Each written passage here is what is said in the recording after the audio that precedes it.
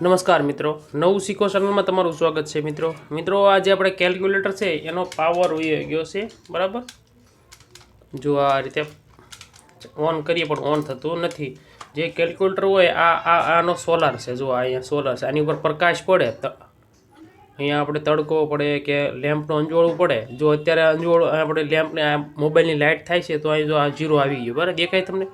નજીક રાખીશ ને તો દેખાશે તમને। જો આ દૂર કરીશ ને તો એટલે આ સોલાર કામ કરતો બંધ થઈ જાય છે, એટલે પાવર આપણો ચાર્જિંગ થતો નથી બરાબર। તો જે અહીંથી જીરો જતો રહે છે, તો આપણે નવો પાવર દુકાનેથી લઈ લીધો છે બરાબર। હવે આનો પાવર છે ને, આનો સેલ, આની અંદર જે આંકડા એટલે કે નંબર હોય એ તો આપણે સેલ લેવાનો છે બરાબર। આની સેલની ઉપર જો આ રીતે નંબર લખેલા હોય છે। જો આ સેલનો નંબર લખેલો છે 1130, તમને દેખાતો છે 1130 નંબરનો આ સેલ છે બરાબર। આની અંદર સેલ, અહીંયા સેલ આપણે તમારા મિત્રો જો સેલ બદલવો હોય આ રીતે તો તમારે આની કેલ્ક્યુલેટરની અંદર છે સેલ, એ કાઢી લેવાનો, કાઢી અને જશો તમે ઘડિયાળવાળાની દુકાને તો આ સેલ ત્યાં તમને મળી જશે। તો સૌપ્રથમ મિત્રો હવે આપણે આના સેલ બદલવા માટે ઊંધું કરી અને 4 સ્ક્રૂ છે એ આપણે ફટાફટ ખોલી લઈશું।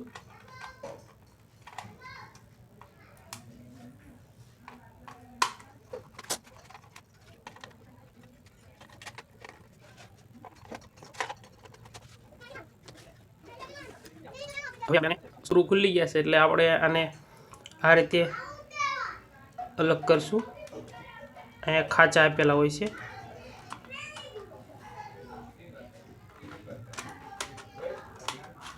આ રીતે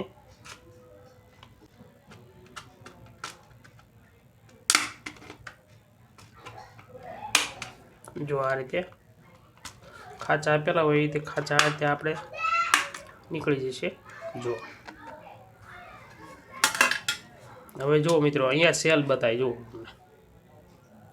તો સેલને આ રીતે ઉપરથી આ રીતે ધકેલશું એટલે નીચે આ રીતે અહીંથી આ નીકળી જશે। તો આ રીતે ઉપરથી ધકેલશું, જો આ રીતે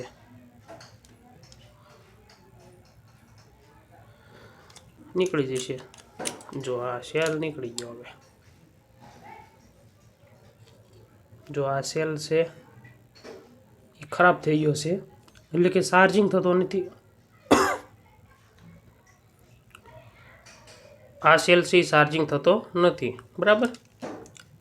કેલ્ક્યુલેટરમાં આ સોલાર પ્લેટ હોય છે, જો આ અહીંયા દેખાય તમને બ્લેક, આ સોલાર છે।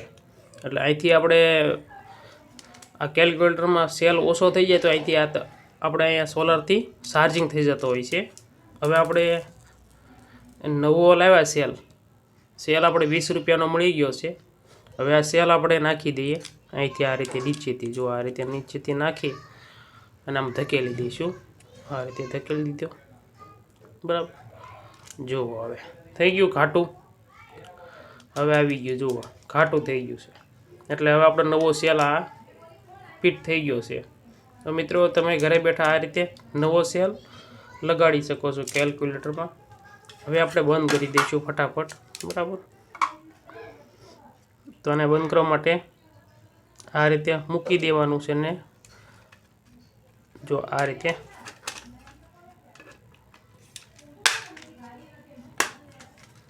દબાવી દઈએ બરાબર, થઈ ગયો। હવે સ્ક્રૂ લગાડી દઈએ। તો મિત્રો ઘરે બેઠા આપણે સેલ કેલ્ક્યુલેટરમાં લગાડી દીધો છે।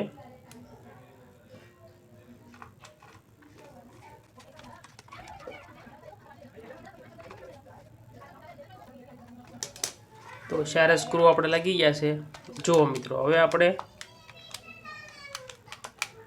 જુઓ થઈ ગયું કામ।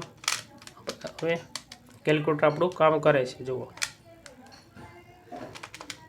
હવે મિત્રો કેલ્ક્યુલેટર આપણે ચાલુ મૂકો હોય ઓટોમેટિક આ બંધ થઈ જતું હોય છે, આને ઓન ઓફની સ્વિચ હોતી નથી।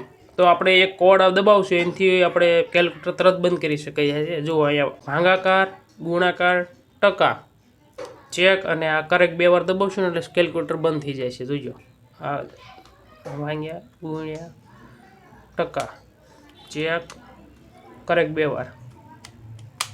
જો બંધ થઈ ગયું કેલ્ક્યુલેટર. બરાબર. તો આપણે તરત પણ બંધ કરી શકાય છે.